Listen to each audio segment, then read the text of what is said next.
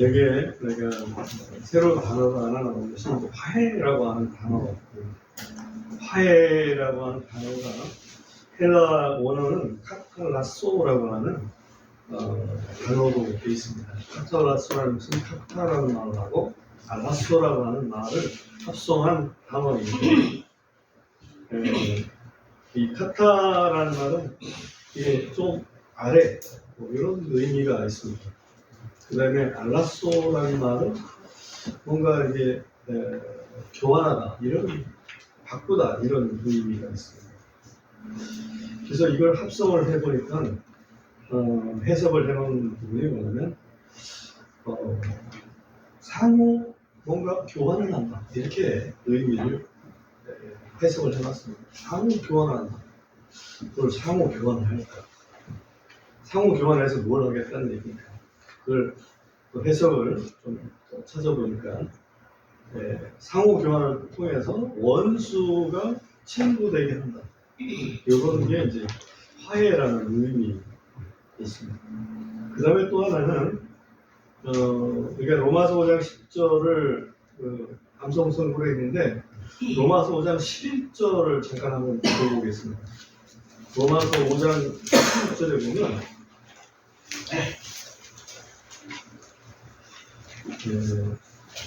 이뿐만 아니라 우리 주 예수 그리스도를 통하여 하나님 안에서 우리가 또한 기뻐하나니 그분으로 인하여 이제 우리가 속죄함을 받았느니라 그랬을 때 이 속죄함이라고 하는 단어가 나오는데 이 속죄함이라는 단어의 원어, 헬라 원어가 똑같이 카탈라소라고 하는 단어를 사용하고 있습니다. 그러니까 화해라는 말하고 여기 속죄라는 단어가 사실은 어원이 같았다. 그러면 화해, 속죄라는 걸 통해서 원수가 친구가 되게 하는 것, 그게 이제 화해다. 속죄라는 게 꼭 필요하구나. 우리가 지난 시간에 우리가 생각했던 것은 우리가 죄를 지음으로써, 하나님 앞에 죄를 지음으로써 우리가 누려야 될 그런 여러 가지 복들을 잃어버렸다. 그죠? 그런 말씀을 상고한 적이 있습니다. 근데 우리가 죄를 지음으로써 그 복을 상실했을 뿐만 아니라 실상은 하나님과 원수가 되었다, 이렇게 표현하는 것이 좀 더 직설적인 표현이라고 볼 수가 있습니다. 유대인의 왕 중에서 제일 먼저 그 왕이 된 사람이 있습니다. 그 사람이 저희 사울 왕이거든요.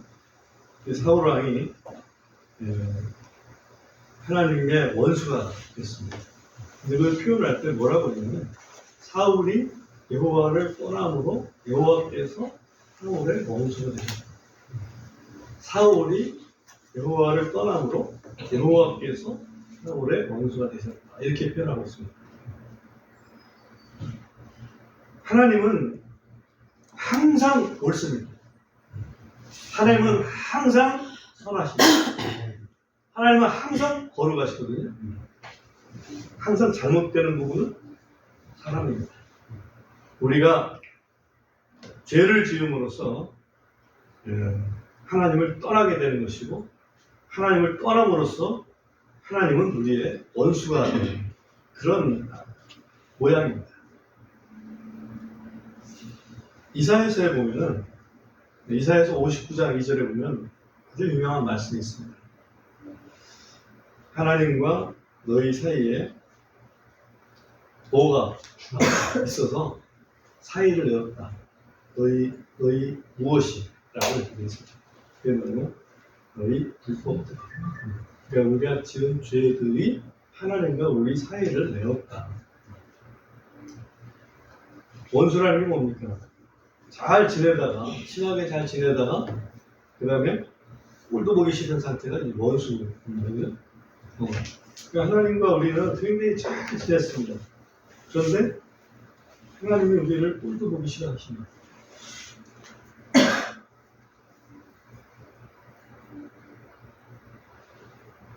그래서 그렇게 되면 손해보는 쪽은 누구냐면 우리입니다. 하나님 손을 드실 게 없어요. 그럼 우리가 엎드려야 되죠, 그죠? 화해하려고 우리가 노력해야 됩니다. 그런데 하나님은 우리 인간들이 화해하려고 뭐랄까 자기를 반성할 만큼 그렇게 똑똑한 존재가 아니라는 것을 하나님 아셔요. 그래서 하나님께서 먼저 손을 내미십니다. 죄는 인간이 졌는데 그 값을 하나님이 지불하신다는 얘기죠.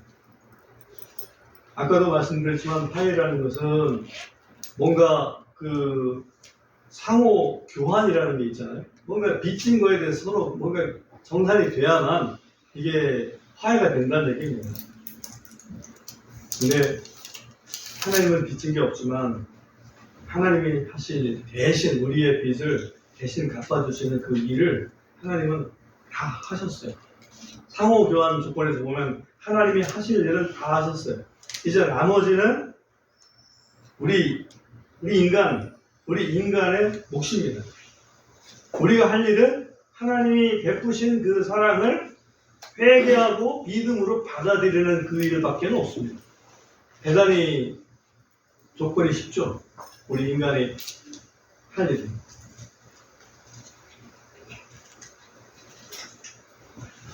꼭 화해를 해야 될까? 생각을 해볼 필요가 있죠. 화해를 안 하면 어떻게 되나? 화해를 안 하면 우리가 망하게 생겼기 때문에 우리가 화해를 해야 되는 거예요.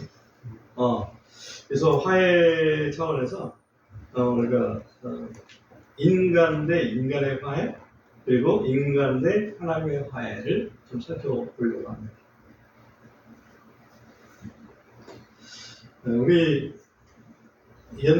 우리말에 이런 말이 있습니다. 기쁨은 나누면은 몇 배가 되고, 그죠? 2배가 되고, 슬픔은 나누면 반이 되는 이런 그 말이 있습니다. 거꾸로 말하자면 만약에 기쁨을 홀로 간직하게 되면 그 기쁨이 반으로 줄고, 그죠?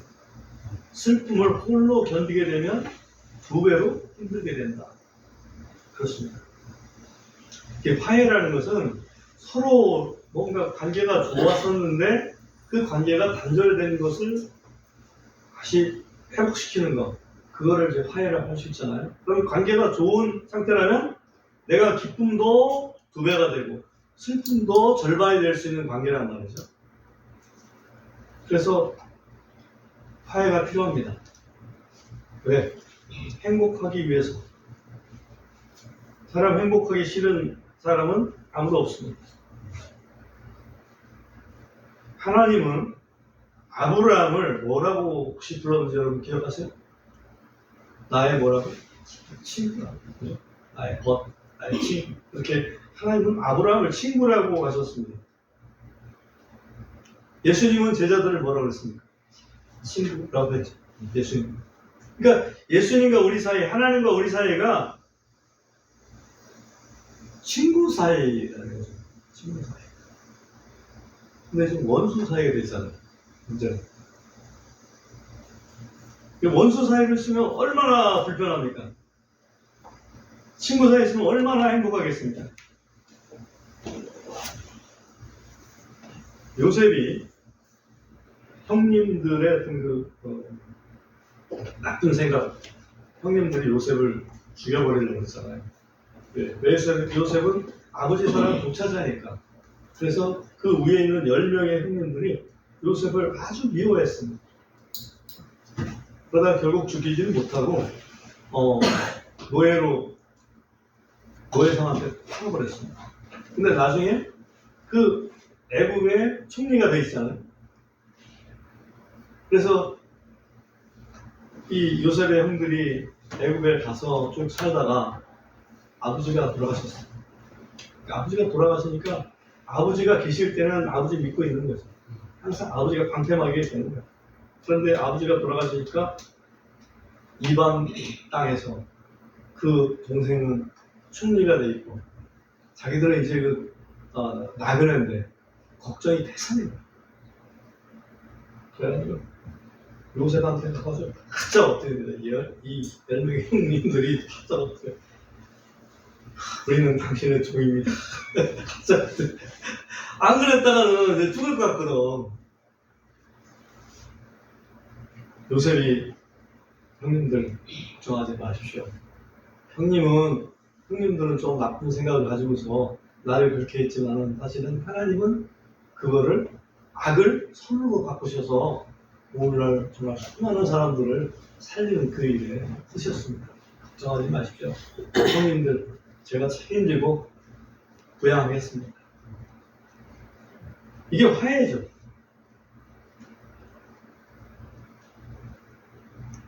그러니까 뭔가 서로 껄끄러운 상태에서 잘못한 사람이 좀 잘못했다라고 얘기를 시작을 해야 되는 거예요. 그게 맞는 거예요.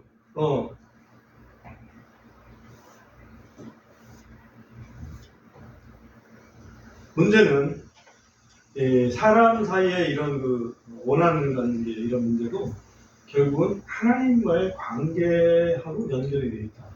이걸 우리가 기억을 하면 우리가 사람 살아가는 데도 굉장히 도움이 될 거라고 봅니다. 잠언 16장 7절 한번 찾아보겠습니다. 잠언 16장 7절 말씀.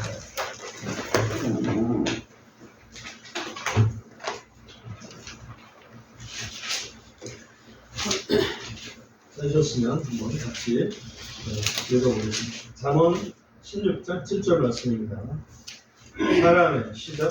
사람의 길들이 주를 기쁘시게 하면 그분께서 그의 원수들까지도 그와 화목하게 하시느니라.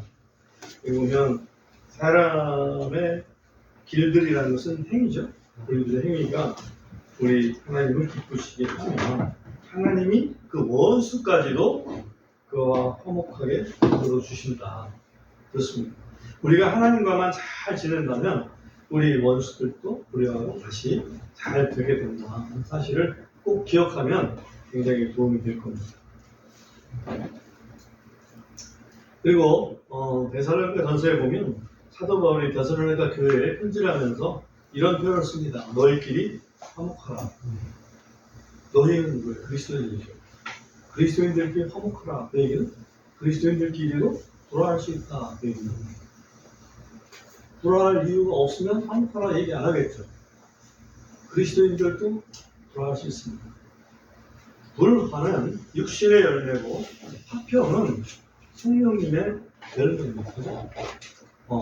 그러니까 우리가 육신의 열매대로 육신대로 살면 돌아갈 수 있습니다. 그리스도인들끼리. 그때 우리가 노력을 해야 됩니다. 육신대로 생각하지 않고 하나님의 말씀대로 성령 안에서 생각하도록 그렇게 애써야 됩니다. 그 다음에 우리가 사람과 하나님 사이의 화해의 필요성에 대해서 생각을 해보겠습니다. 이게 굉장히 더 중요하죠. 인간 상호 간의 어떤 화해라는 것은 이 세상 살아갈 때 꼭 필요합니다. 이 세상 살아갈 때 어떤 행복을 좌지우지하기 때문에 꼭 필요합니다. 그런데 하나님과의 화해는 이 세상뿐이 아니라 오는 세상, 다시 말하면 영전 세계에서의 행복에 완전히 직결되어 있습니다. 예를 들어서 사람 사이는요 화해 안 하고 살 수도 있어요. 성경에 이렇게 예가 있습니다. 성경의 예를 보면 사무엘 선지자가 사울 왕을 죽는 날까지 다시 만나지 않았습니다. 그 기록이 있습니다. 사무엘상 15장 35절에 그렇게 기록하고 있어요. 왜 사무엘 선지자가 사울 왕을 다시는 안 만났습니까? 사울 왕이 2번이나 하나님을 실망시켰거든요. 그렇게 기회를 줬는데 결국은 그걸 못 보냈잖아요. 그래서 자기가 정말 사울 왕을 기름 부어서 왕을 삼아준 것이 너무 내가 좀 후회스럽다는 생각을 아마도 사무엘이 했지 않았을까 하는 생각이 들어요. 그래서 아끼는 마음이 좀 있어가지고 그 얼굴을 다시는 안 봤습니다.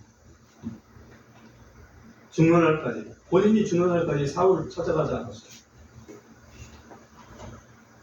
사람끼리는요 불행하기는 하지만 죽는 날까지 이렇게 원수 같은 사람 얼굴 안 보고 살 수 있어요. 실제 그렇게 사는 사람들 있습니다. 많이 있어요. 평생 안 보고 죽을 때까지 연락 안 하고 그렇게 살 수 있습니다. 그만큼 행복한 건 아니겠죠, 그죠? 근데 하나님도 그럴 수 있을까? 그래도 될까? 이 세상은 우리가 잠시 삽니다, 그죠? 근데 영존 세계는 잠시 사는 게 아니라고요. 하나님과 화해하지 않는다면 마귀하고 영원토록 불호소해서 살아야 됩니다. 그걸 우리가 분명히 알아야 돼요. 그걸 원하면 화해하지 않아도 됩니다, 하나님하고. 시편 139편에 보면 시인이 이렇게 노래를 하고 있습니다. 자기가 어디를 가든지 거기에 하나님 함께 계신다. 우리 139편 한번 잠깐 찾아보겠습니다. 시편 139편 7절, 8절 두 구절입니다. 제가 한번 읽겠습니다. 눈으로 잘 따라와 주십시오. 내가 주의 영을 떠나 어디로 가리이까?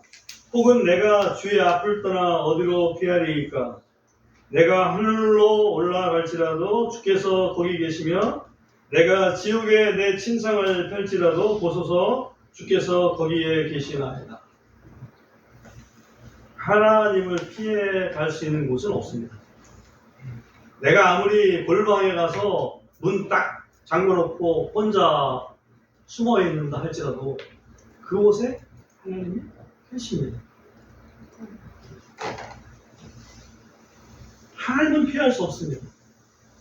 아모스 9장 2절 3절도 한번 보겠습니다. 아모스 9장 2절 3절 제가 한번 찾아서 읽어 보겠습니다.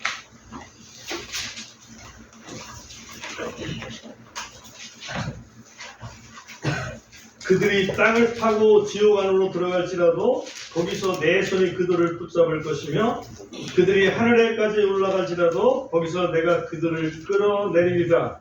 그들이 갈멜산 꼭대기에 숨을지라도 내가 그들을 거기서 찾아내어 끄집어내릴 것이며 그들이 내 눈앞에서 떠나 바다 밑에 숨을지라도 거기서 내가 뱀에게 명령하여 그들을 물게 하리라.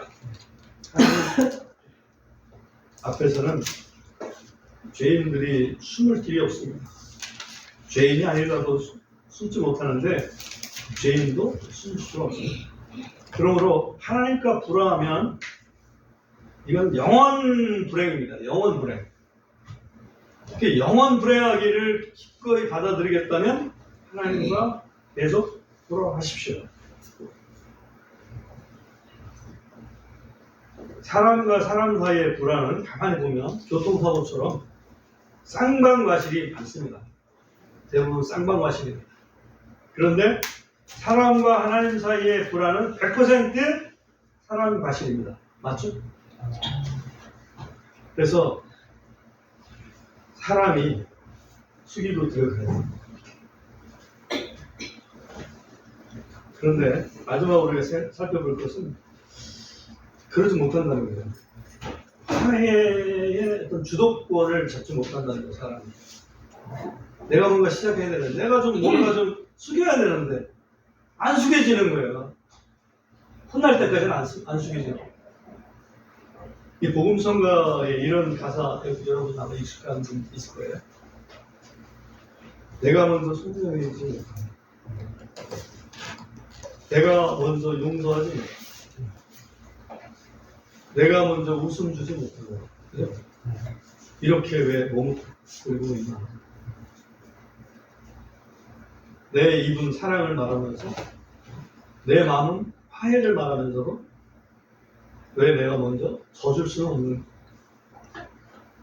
왜 내가 먼저 손해볼 수는 없는가? 가사가 너무 참 좋아요. 한마디로 주님 마음에 안 가사라는 생각이 들어요. 하나님과 사람 사이에서 그 화해의 주도권은 사실은 하나님이 발휘하셨습니다. 그죠?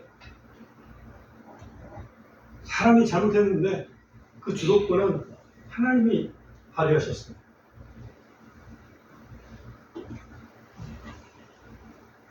아담아 네가 어디 있느냐? 처음에 하나님 부르셨죠. 아담아 네가 어디 있나? 화해가 필요한 건 아담 쪽이었습니다. 아담아 네가 어디 있나? 찾으셨습니다. 하나님이 먼저 찾으셨어요. 우리의 이름을 부르시면서 야 너 어디 있니? 라고 부르시는 하나님의 음성을 한번 생각해 보시기 바랍니다. 아담의 아들 가인이 또 동생 아벨을 쳐 죽였습니다. 그때 하나님께서 가인아, 가인아, 네 동생 아벨 어디다 하냐?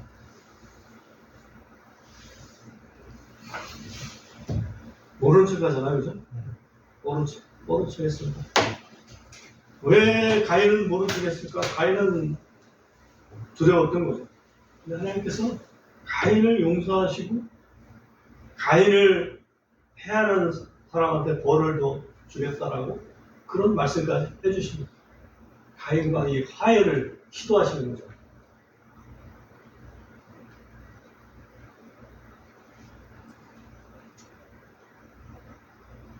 다윗의 경우도 나단 선지자가 다윗을 찾아옵니다. 그래서 이런 일이 있었다고 얘기를 합니다.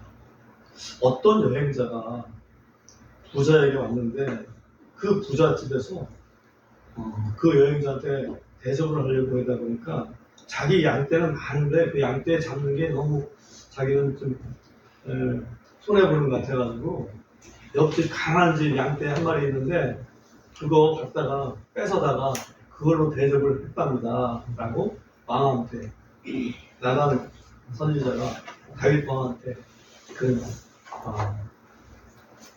한마디로 고를 한 거죠. 신고를 한 거예요. 이런 일이 있습니다.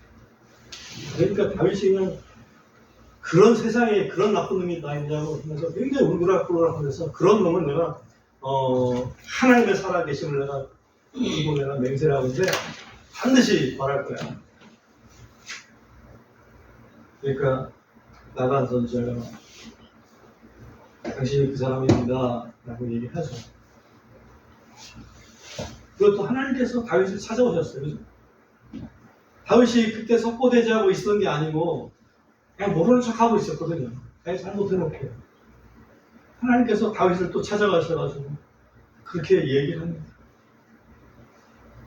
이사야서도 보면 범죄한 이스라엘 백성을 향해서 하나님이 그렇게 초청하십니다. 오라 우리가 함께 변론하자. 너희 죄가 주홍 같을지라도 눈같이 이어질 것이요 진홍같이 붉을지라도 양털같이 되리라 라고 하나님께서 범죄한 이스라엘 백성을 찾아오십니다. 화해의 이니셔티브 그 주도권을 하나님이 발휘를 하고 계십니다.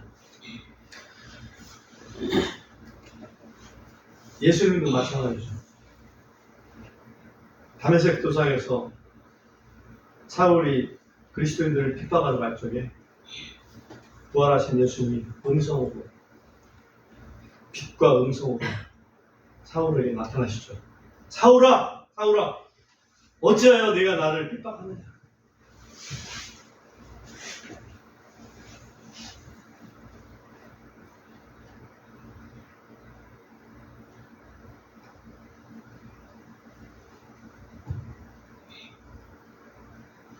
우리 욥기 한번 보겠습니다. 욥기 41장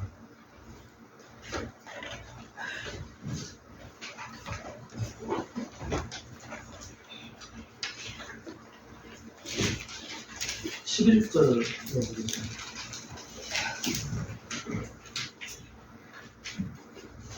그래서 하나님께서 욥에게 하시는 말씀 중에 하나 있는 거거든요. 하나님께서 욥에게 말씀하십니다. 누가 나보다 앞섰기에 내가 그에게 갚아줘야 하느냐. 무엇이든 온 하늘에 있는 것은 내 것이니라. 그러니까 하나님이 뭔가 빚을 진 게 있겠냐 이거지. 하나님이 빚을 진 것이 하나도 없어요. 다 하나님이 다 주신 거거든.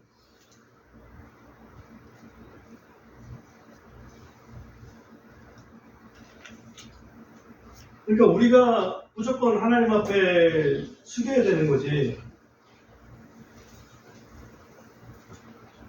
근데 우리는 실상은 그리하지 못했습니다. 하나님이 알려주시니까 그렇게 되는 거지. 요한일서 4장 19절도 보겠습니다. 요한일서 4장 19절. 다시 한번 읽어보겠습니다. 요한일서 4장 19절. 우리가 시작. 우리가 그를 사랑하는 그분께서 먼저 우리를 사랑하셨기 때문이다. 그렇죠. 우리가 하나님을 사랑하게 된 거, 하나님이 우리를 먼저 사랑하셨기 때문에, 하나님이 먼저 다가와 주셨기 때문에 우리가 사랑을 고백하게 됐습니다. 하나님이 하실 일은 다 하셨습니다.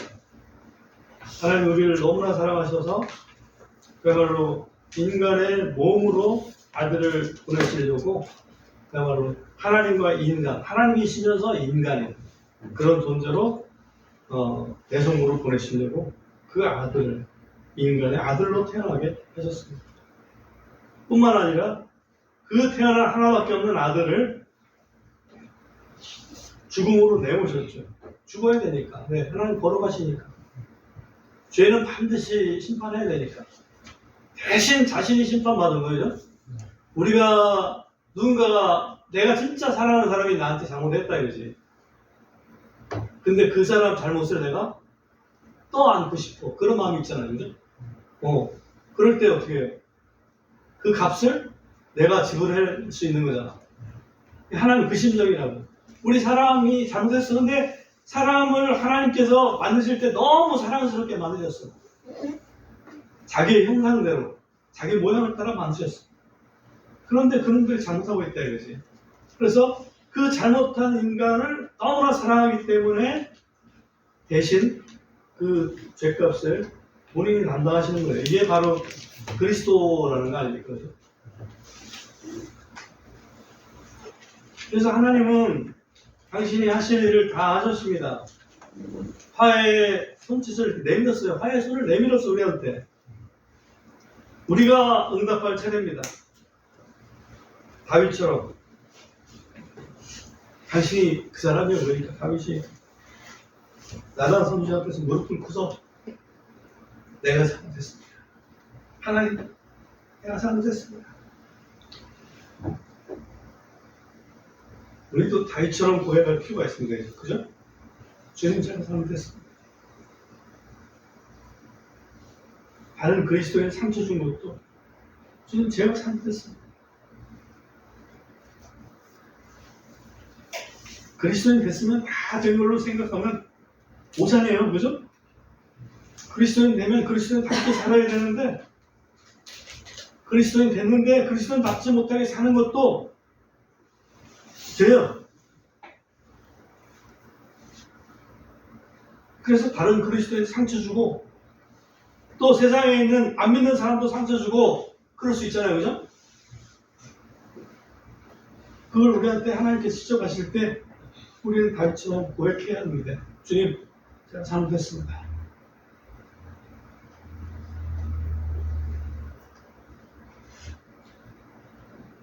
하나님과 화해를 경험한 우리 그리스도인들은 사실은 무한 행복을 보장받은 사람들이죠. 그죠?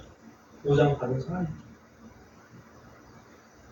이제 오늘 본문 말씀에서 사도 바울이 고린도 성도들에게 부탁했던 것처럼 하나님과 화해하라. 이 얘기는 우리가 하나님과 화해되는데 뭔 소리예요? 이렇게 얘기할지 몰라요.